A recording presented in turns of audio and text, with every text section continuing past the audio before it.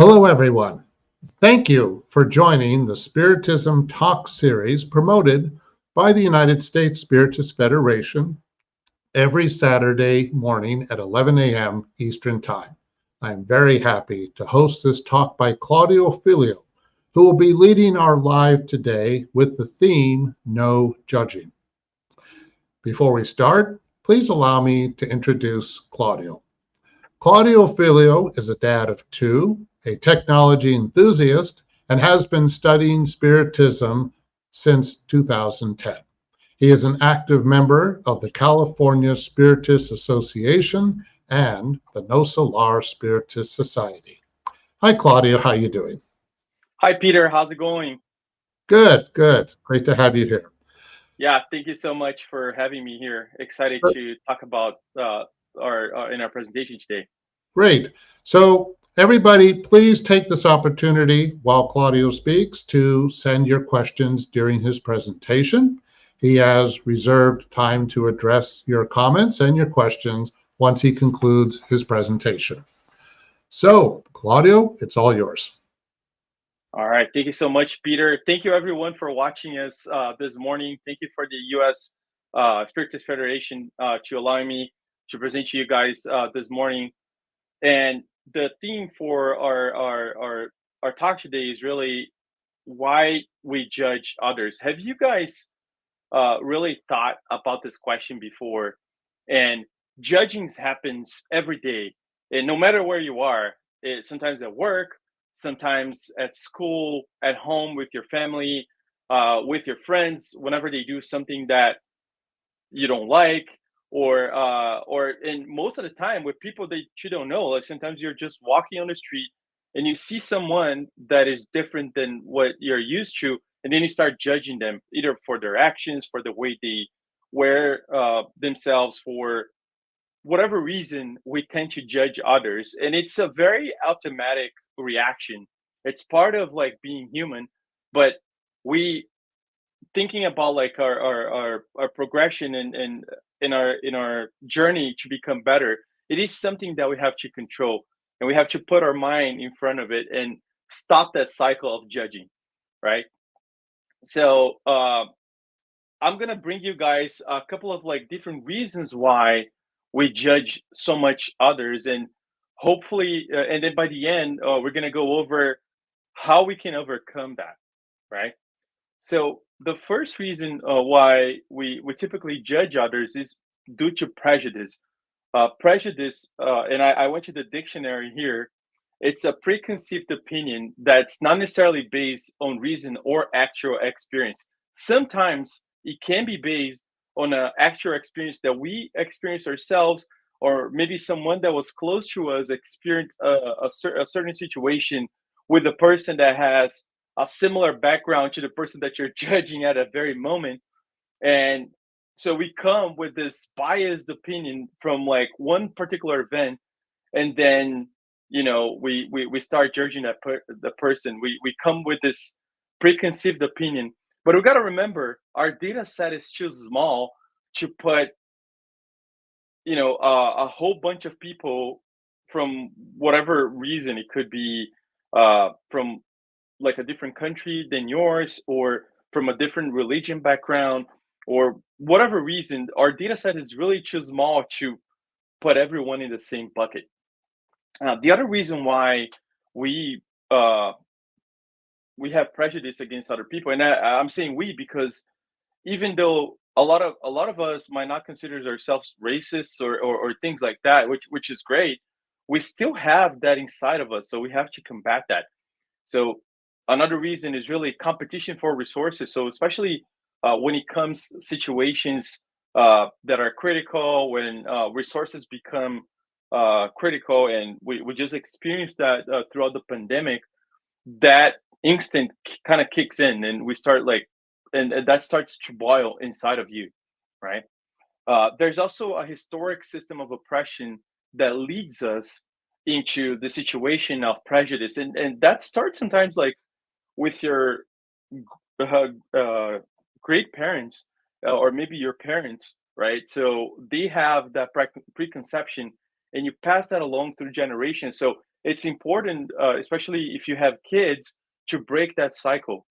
We have to make sure our kids don't come with those biases that were passed on to us moving forward, right?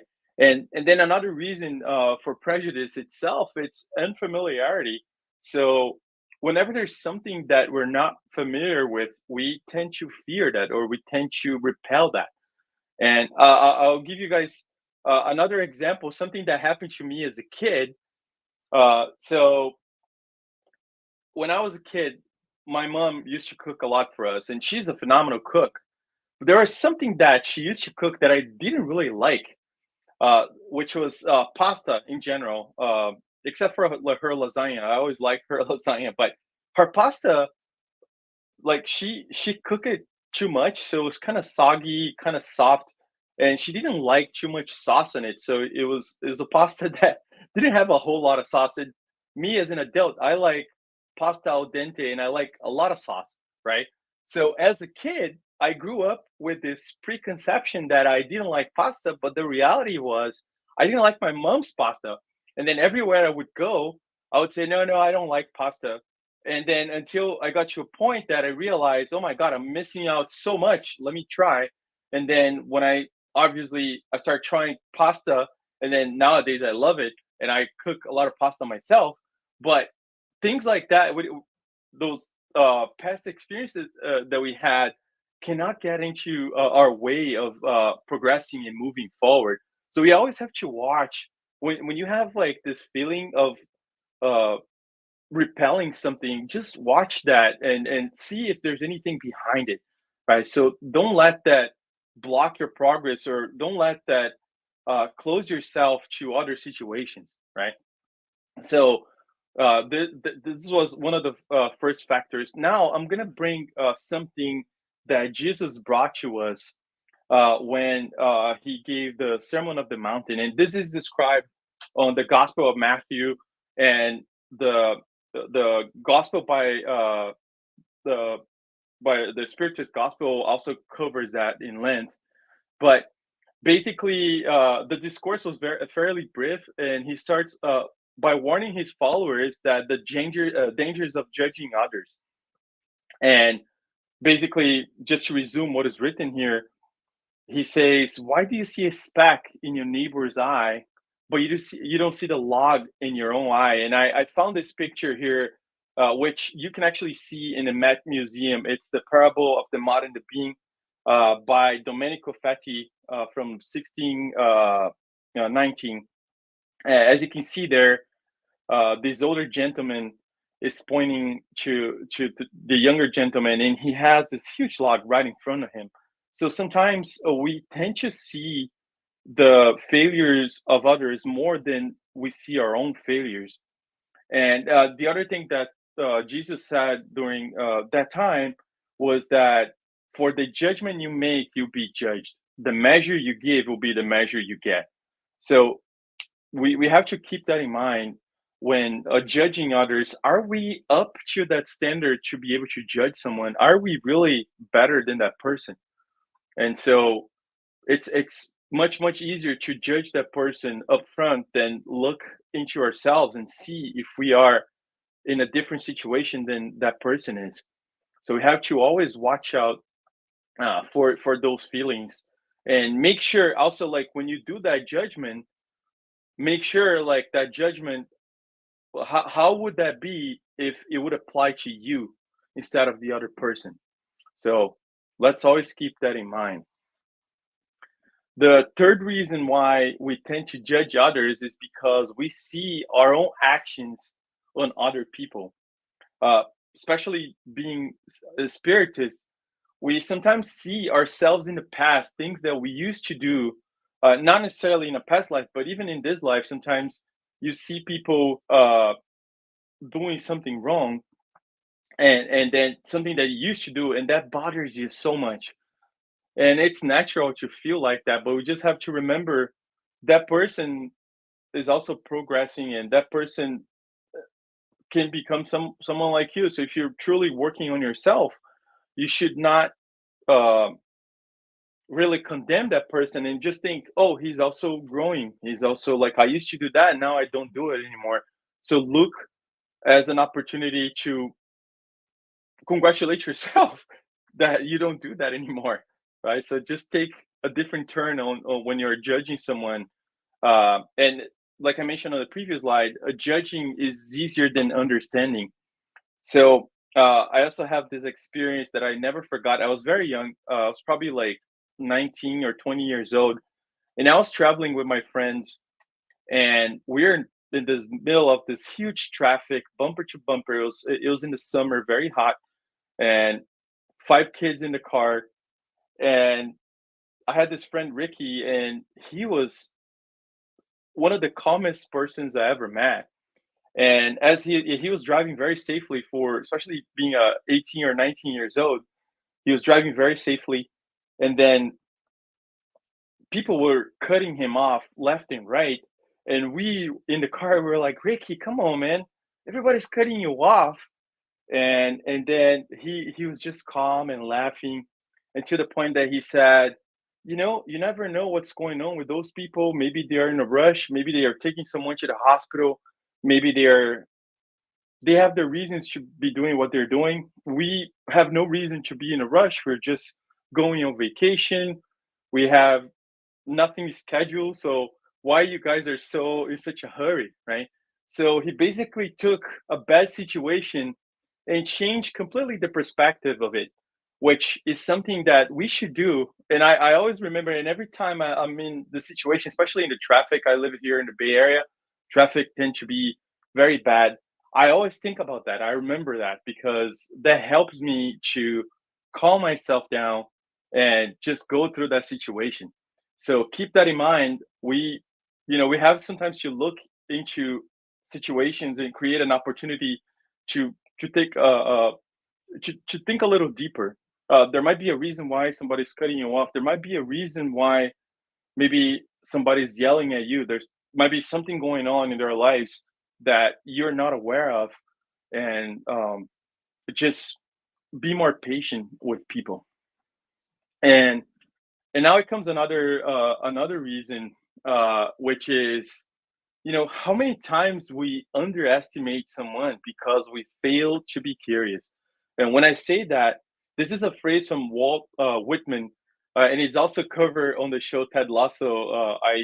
I would recommend you guys watch that show. It's a phenomenal show.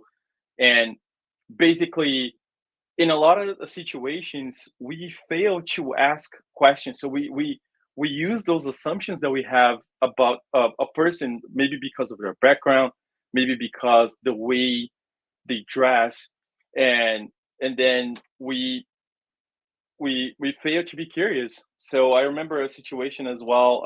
I was visiting a customer in San Francisco. It was a startup, and then comes in this guy. He was wearing a hat flipped to the back. He was just wearing some uh, skate sneakers, so he was not dressing as I would expect. And we're in this meeting. It was the first time I'm meeting with those with that particular customer. And turns out at the end, that guy was the CEO of the company, and he was one of the brightest guys I ever met. But he was dressing completely unfamiliar to what I would expect. Then I look him up on LinkedIn, and this guy had a PhD at Stanford. He has had several companies before he got into that particular company that we were visiting. So that misconception that I had led me to a completely wrong expectation of what that guy was, and he basically just surprised me very positively. So things like that happen because we fail to be curious. I could just later on in different occasions he started telling me he likes skating and he likes to collect Jordans and things like that. So we started like talking. So that curiosity came to me after, obviously. And then the guy's a great guy, except like the fact that he was brilliant. He's also like a very nice guy, loves similar things that I do. And it was a very pleasant situation that I just went through there. Um, and also when that happens to you as well, if somebody criticizes you, see the positive side of it. We're gonna cover this in a little bit, but whenever people criticize us, we tend to be more like on the defensive side of it, right? So we tend to be very protective. We tend to be very dismissive sometimes, or we tend to say, "Oh, this person is trying to hurt me." Uh, and most times, if someone really cares about you, they will tell you the truths that you need to hear. Uh, and that happens in all kinds of relationships. So especially at home, if you have a significant other, that person is usually the most well-equipped person to tell you the truth. And if you're not open to it, you you end up failing in your marriage, when you're or whatever type of relationship you are. So listening to the people that are close to you, it's important, right? So just be open to it and not be defensive, because everyone has something good to offer. So don't let a lot of those things that we mentioned so far get in the way to see the good side of people. Okay, so let's move to the last point that I want to make on the reasons. So pride. Uh, Pride induces us to disguise our faults, even from ourselves. So it makes us hide those flaws. So it's like I mentioned before, we it's easier for us to see flaws of other people than ourselves, right?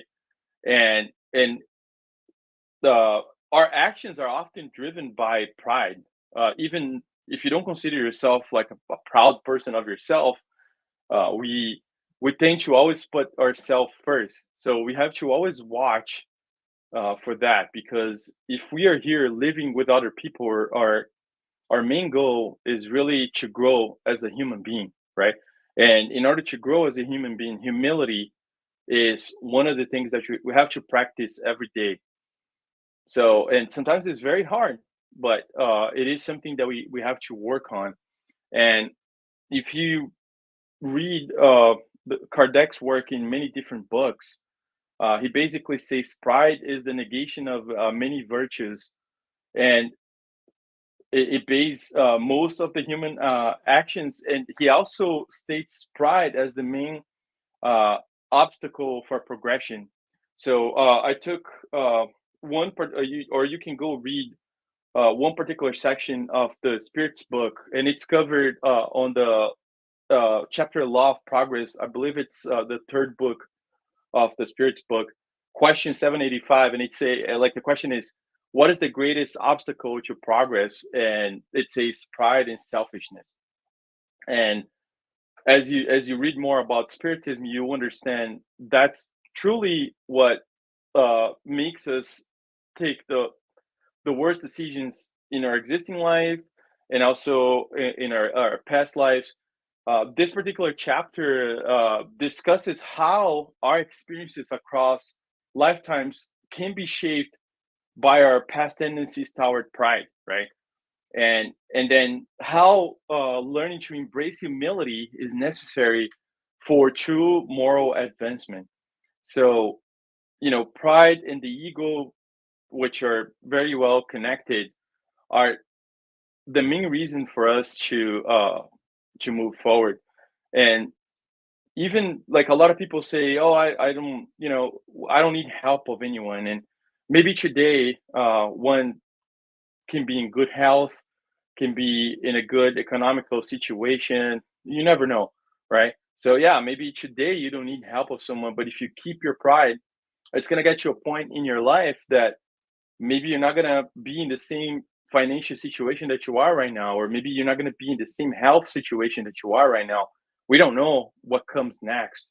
And our spirit, we set that, like we defined that plan before we came in here to go through this existence, but we don't know what's going to come next. So we have to be prepared and work in your humility when you're not in a situation that you're going to be forced to.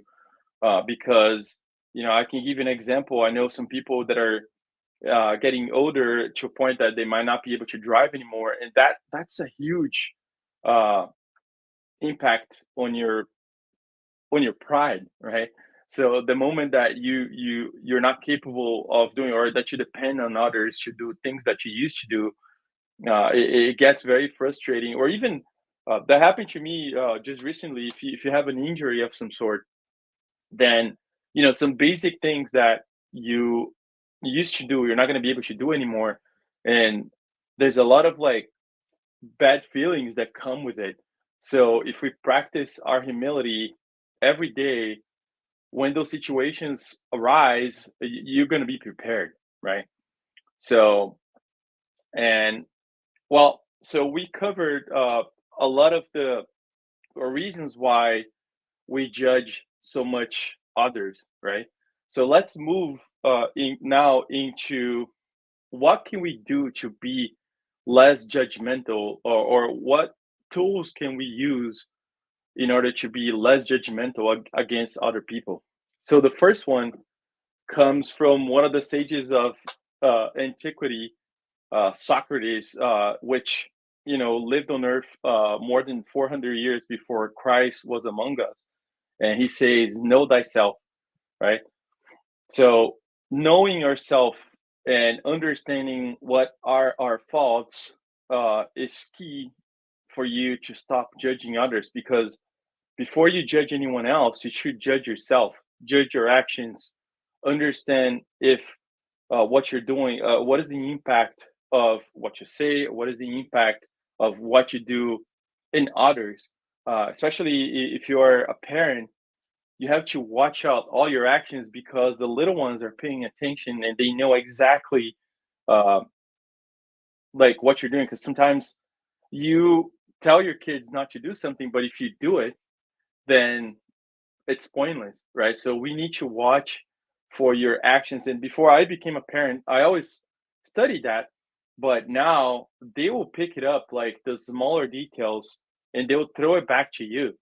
So which is good, but so you have to watch out if you're a parent, and really work on yourself, work um, break that cycle in a lot of different ways. Your biases, be more open to different people, different situations, uh, because like I mentioned on the previous slide, Spiritism emphasizes humility as the key virtue in overcoming that negative pride, right? And also recognizing his own limitations.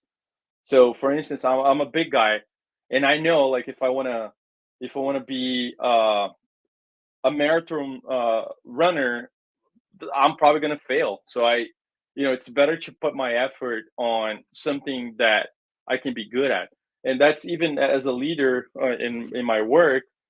Something I have learned through like different courses is really when you're leading people, you want to focus in what they're good at, not what they're bad at.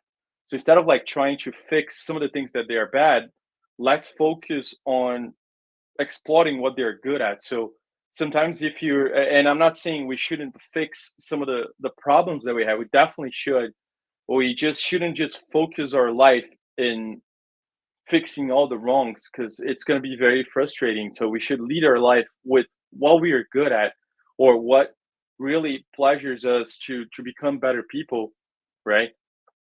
So that's one of the key things I want to pass down to you guys. And here's another definition that really speaks to my heart here, and this is how hatred was defined by MLK. So he delivered this address at Cornell College in Iowa, and it was noteworthy for a number of reasons. Perhaps chief among them was the exposition of a tragic condition that continues to tear our society today. And as he remarked here, I'm just going to read this slide for you guys. He says, "I'm convinced that men hate each other because they fear each other. They fear each other because they don't know each other. And they don't know each other because they don't communicate with each other. And they don't communicate with each other because they're separated from each other." So keep that in mind. We usually fear what we don't know. And instead of like increasing that fear, why don't we are curious about going there and learning more about that particular topic? I can give you guys an example. I personally love learning about languages and also religions. It is something that I like. And I remember when I had the opportunity to go to New York, uh, I went to the Museum of Natural History, uh, and then I remember checking the section for all the religions. There's so much knowledge in there, and you can go and learn about the Muslim religion, or you can learn about so many different religions that come from Africa, religions that come from everywhere. So instead of like fearing certain things, go ahead and learn them. Same thing. We have something right now that everybody talk about, which is AI, and everybody's just fearing AI, right? So instead of like fearing, go learn what AI really is, which it can also be called machine learning. So it is something that can help us to progress tremendously. So instead of like fearing it, go learn it, go study about it.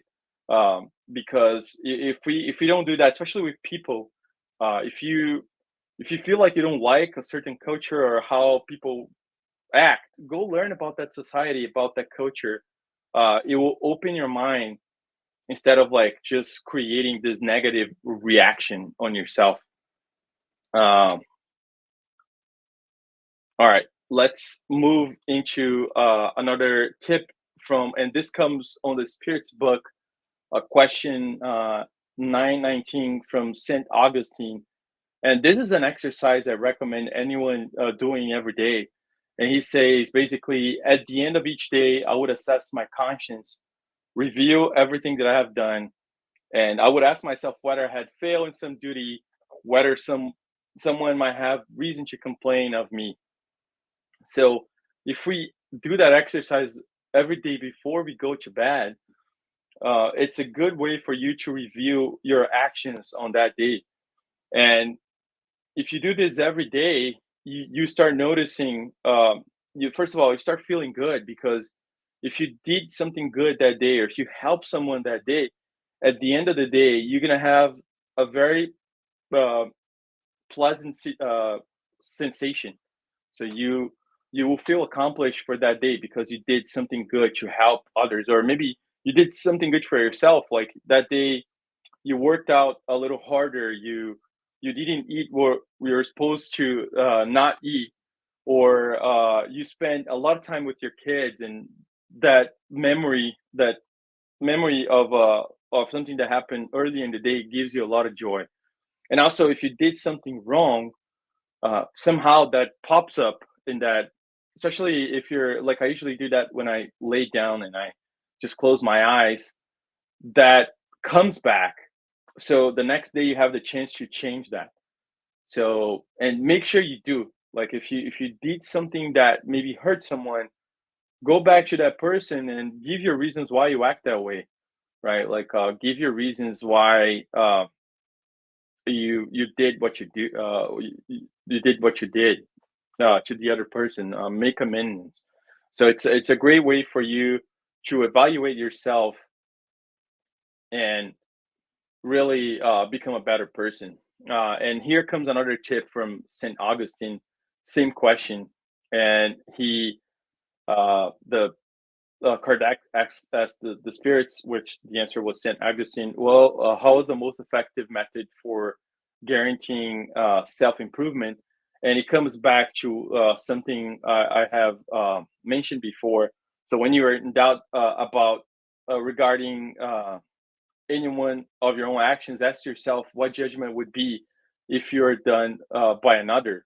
So when you're doing something to someone, put yourself in their shoes and try to understand, or try to think, how would you feel if someone was doing that to you? And this comes from something called the golden rule, which is the principle of treating others the way you want to be treated. And it's a maxim that is found in not only on the Spiritism.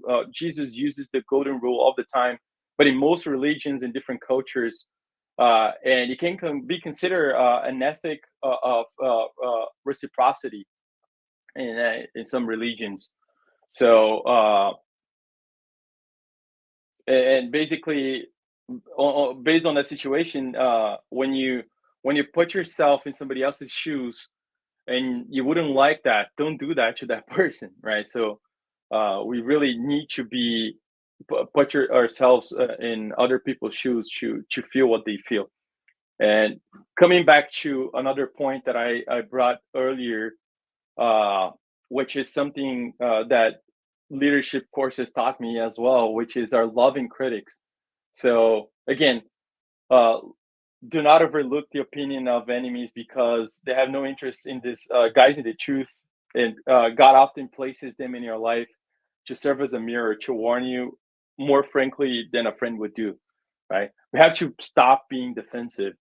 When someone makes a comment, I actually really appreciate, especially like in my work life, when someone comes to me and gives me some feedback on for whatever reason.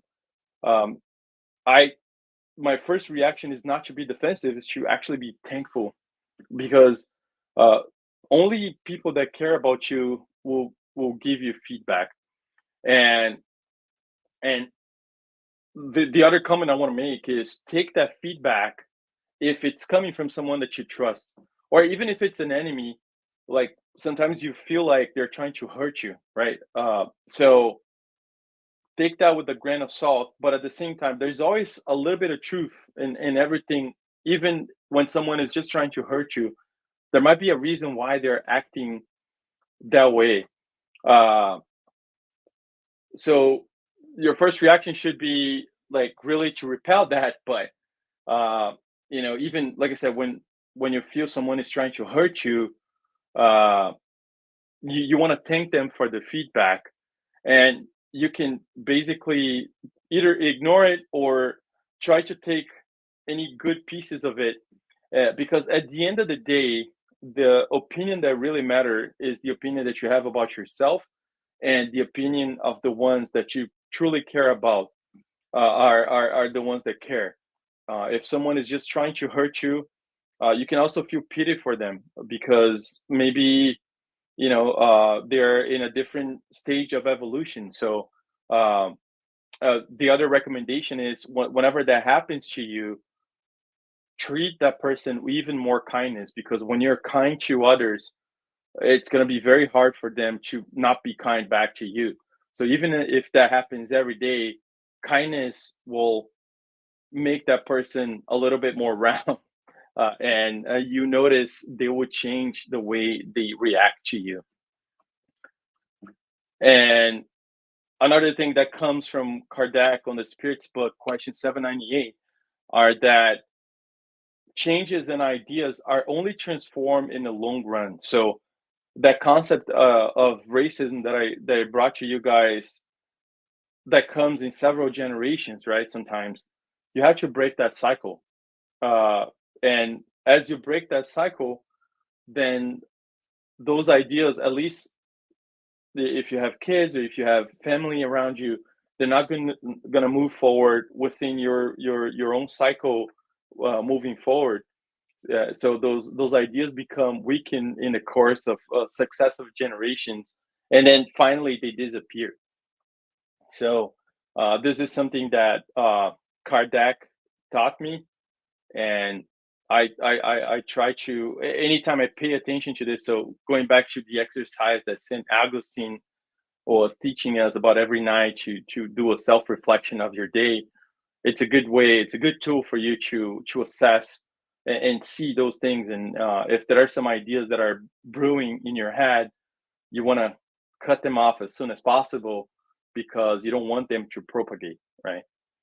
And I'm getting into my last slide here, which is really the transformation starts with the man in the mirror, like referencing Michael Jackson here. But it's really true. Like the first one that we need to work on is really on ourselves, and our goal here to be here and is really to improve ourselves, to become better human beings. So spiritism is just another tool in your toolbox that will help you to move along in this journey. So I hope you guys can take some of my ideas here at home. And thank you so much for allowing me to be here today.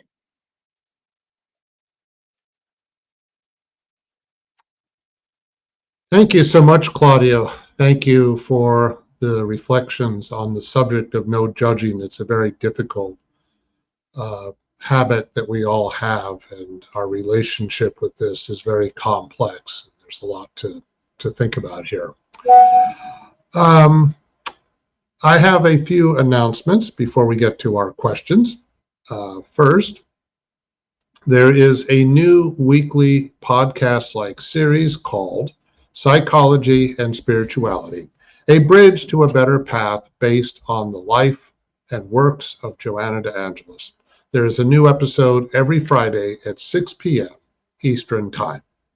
The Psychology and Spirituality weekly talks based on the works of Joanna de Angelis will offer a safe place to confront, compare, correlate, and expand spirituality concepts from a psychological lens, bringing insights, actionable tips, and real-world advice to help you and I lead a better life.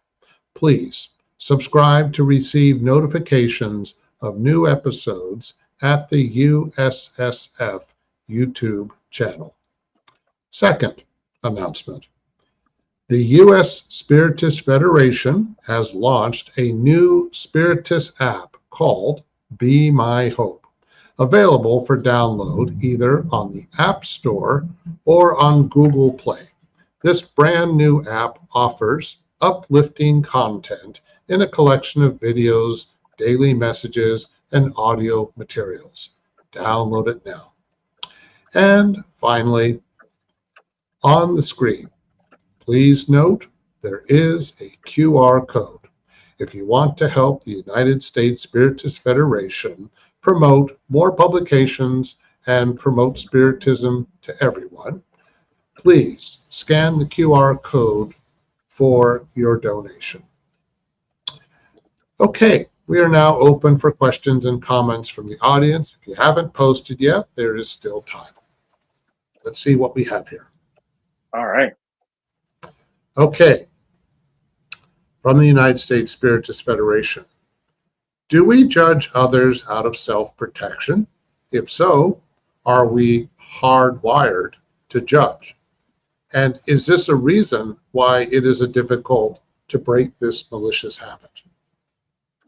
Yeah, absolutely, Peter. We're definitely hardwired to judge, and self-protection is a way for us to like that triggers us to create more judging. And I would say self-protection gets in the middle of a lot of things. I had a boss that once told me this, and I never forgot, which was if you don't pass along what you know to others, you are never able to progress in your career. And sometimes you see the opposite on the workplace is really people trying to be super protective of themselves because they think like, oh, I'm the owner of this information. As long as I'm the only one that knows that, nobody, I'm not gonna be fired, or I'm not gonna be. I can act the way I want because I solely contain. But what happens is, yeah, that might be true, but you're never gonna be able to progress in your career.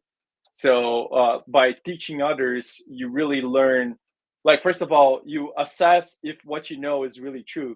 That's the best way to learn is like teaching others, right? But also takes you out of your comfort zone. It forces you to be better, and also makes you grow into something else. So you open yourself the opportunity to learn something new, right? So self protection can be very harmful. It can it's easier to act like self protecting yourself, but if you have to break that cycle, otherwise you're not going to grow. So those are good points. It sounds like you were also touching on the point that really much of what we have we don't really own in the first place. That correct. Okay. Yeah, sometimes we have this false feeling of ownership of an idea, and sometimes like you learn on spiritism that those ideas maybe they were your own ideas, but maybe there were inspirations that come from other places, right? So don't, even some of those ideas, don't don't feel empowered that they're, or don't feel proud of them, because sometimes like they might not be exactly your ideas. Absolutely. Thank you. Okay, next question. This is a comment from Kirsten DeSantos. Hi, Kirsten. I like to always remind myself about unconscious bias and to just try to always be alert and aware, to be open-minded when standing before anyone different than the norm. Mm. Yeah, that's a very good tip there. You have to watch your actions every time, because um, sometimes it's good also to mix the type of people that you deal with, because we tend to only be with the people that have similar ideas to our ideas, and if you do that, that puts you in a box. So if you only want to have friends that have the same religion that you have, or if you want to only have friends that uh, have the same sort of like political views that you have, it's very likely, same idea here, you're not going to be able to progress if if you're not exposed to something different, if you're not forcing yourself to have a different perspective. You're going to be stuck, right? So opening yourself to different situation, opening yourself to different people, different cultures, different foods, is there a better way to learn about other cultures than experiencing it through food? Maybe if there's a certain culture that you have that bias, go ahead and try to eat their food, because maybe they'll help you to change your mind, right? Like you just Mhm. feel more interested about other different cultures. So, and always watch for like that unconscious bias, because I mentioned on the beginning, on the second slide of the presentation, that prejudice sometimes comes from like generations, right? It's something that was passed down from previous generations. So you need to be the one that's going to break that cycle moving forward. Mhm. So yeah, keep Absolutely. that in mind. And just overcoming that habit of being ethnocentric, in which we're anxious to teach but reluctant to learn. Absolutely. Okay. All right, next question from the U.S. Spiritist Federation. How much do we judge people because they represent something within ourselves that we are reluctant to face? Hmm. Absolutely. That is something I also highlighted through the presentation there. We Mhm. tend to see on others ourselves, either actions of things that we used to do in the past, or things that we still do that bothers us so much. But the reality is, when others do to us, we feel angry. We feel like very frustrated. But then when we do to others, we just ignore it, right? So Mhm. whenever that situation happens to you, just take that as an opportunity to make an analysis on yourself. So why am I feeling like that? Try to analyze your feelings. Try to think about like what you're feeling at that very moment. That will help you to really think differently. That's a very important point. We have to pay attention. Yes. Thank you. Okay, next question. Claudio, since we live in a time of polarization, is the habit of judging others more prevalent today than in the past? What do you think? Yeah, we certainly live in a time of polarization, and unfortunately, that whole idea of being with people that think like you, or just being on that box, Hmm. uh it's much easier. So I remember when I moved to the US, I'm originally from Brazil. It was much easier for me to be with other Brazilians because it was natural, right? Okay. So but then I again, I always think like, if I'm in this box, I'm not moving forward, right? Mm. So the we we we we need to be open to different people and different ideas. If everyone in the world had the same religion, the same ideas, we would be stuck. the greatest tech revolutions come from like what we call disruptors, right? So what is a disruptor? Is someone that takes something that nobody thought about before and make something different out of it, right? So Mhm. if we usually like that on technology, we like people that are disruptors, but then we don't like people that think different than we think, or that have, like I said, different religion, different point of view, a political point of view. So it's good Right. to talk to people that are in a different situation that you are, to listen. First of all, listen what they say, and think about that, but also Mhm. to to be exposed to different people, to be exposed to different ideas. Well, am I correct in thinking that with technology, you really have to be open to abandoning something if it's not working and try something that's completely different, which means you therefore have to be flexible in order to do that in the first place?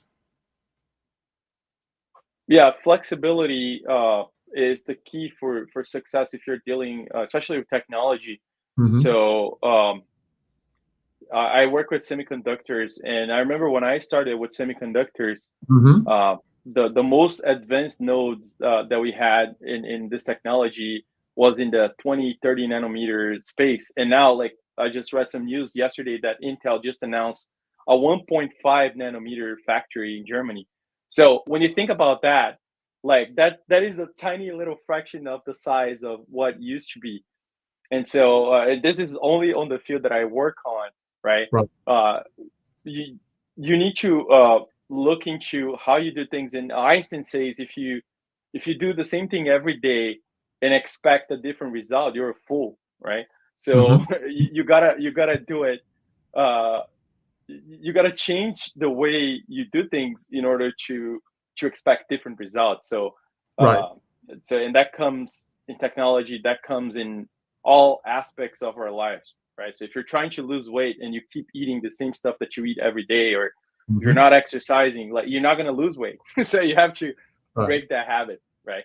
And those are all aspects of freeing ourselves of judgment in certain. Correct. Yeah. Absolutely. Hmm. Okay, I think we have time for one more question. Let's see what we have. Okay, even if our observations are correct, is transcending our negative perceptions of others one of our greatest challenges? Can you elaborate on how we should react when we witness behavior in others that is not okay? Yeah, sure. uh, it's always hard to when we see something that conflict with ourselves. And I always go back to my values, right? So sometimes like, if it's just something that I don't like, Mhm. does that conflict with my own values? And if it does, you're not necessarily have to accept everything, right? It's not about like accepting everything or accepting all the situations. It's to be open to different situations. But there are things that are bad, and we just have to live with the idea that sometimes there are people that are less evolved than we are, than we are, or we have to live. It's like when you Marcus Aurelius says this. If you read about it, Mhm. so he says, if you trust an untrusty person, you should take that on you, and just realize there are untrusty people out there, and you just face one of them. It doesn't mean like everyone is untrustworthy, but you just face someone that is untrustworthy. So keep that in mind. There might be some people that you should not trust, right? So but that doesn't mean you should lock yourself into a situation, and because also what happens, and that's what leads us to be more defensive. So as you live your life, and I can tell that, the way I think today is very different than the way I used to think 20 years ago. So as you progress in your life and you get exposed to situations, you tend to become more defensive, because you don't want to suffer what you have suffered in the past. Mhm. But you have True. to accept that people are in different stages in their evolution, um, and just sometimes you're gonna stump into a bad situation. Yeah. It's tricky, isn't it? Because as we try to free ourselves of judgment, it does not mean that we should just turn a blind eye to everything, as you were just saying. And yet, we also have to give people a chance too. But that doesn't mean we need to get involved with everyone, especially if they're behaving in ways that are better than we distance ourselves. Yeah, I mean, it's all about your values. So if there's Mm-hmm. anything that Mm-hmm. conflicts with your values, with your beliefs, Mm-hmm. uh, you always have to challenge that, Yes. and yeah, and you should speak up if it is something. You shouldn't be angry about it. You should be again, going back to Marcus Aurelius. I've been reading a lot about him like lately. Mm-hmm. He says you have to treat them with kindness and really explain why that conflicts with your values, and maybe that's something that will help that person to not do that again, right? And if they do it, it's on them. They're like, you did your part, you point out Mm-hmm. what Mm-hmm. happened. And even when it comes to judgment too, it's important to highlight, and the Spiritism highlights this across the board, is that when someone commits, like, let's say, a crime, right? Like, what the Spiritism says is not for you to let the person go away with it, right? It's Right. really trying to understand what the person, and but there will be consequences, and those consequences will be there. So it's not telling you to let go of the consequences, but just be okay with the situation. But that person will need Mm-hmm. to go through like whatever they have to go through, right? We have laws in the society to make sure we all live harmoniously. And Mm-hmm. if someone is breaking that law, they have to go through the process, and um, they will need to suffer through that. So it's going to be part of like that individual evolution. Right. Absolutely. No, these are all great points.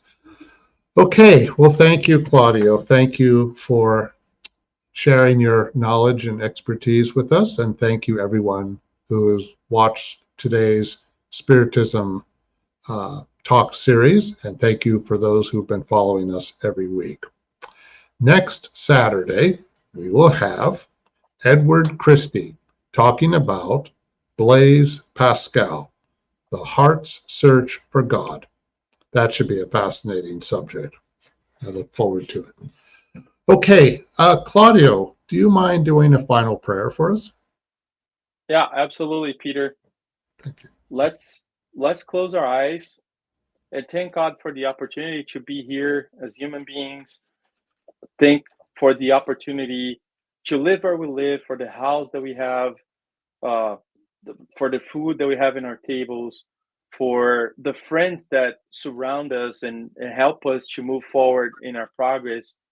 Let's keep in mind not to judge others, to really analyze the situation and think about what the other person is going through before we make a judgment. And we ask God to be with us every day, giving us strength and knowledge to go through those situations graciously. And so be it. So be it. Thank you, everyone. Have a great week.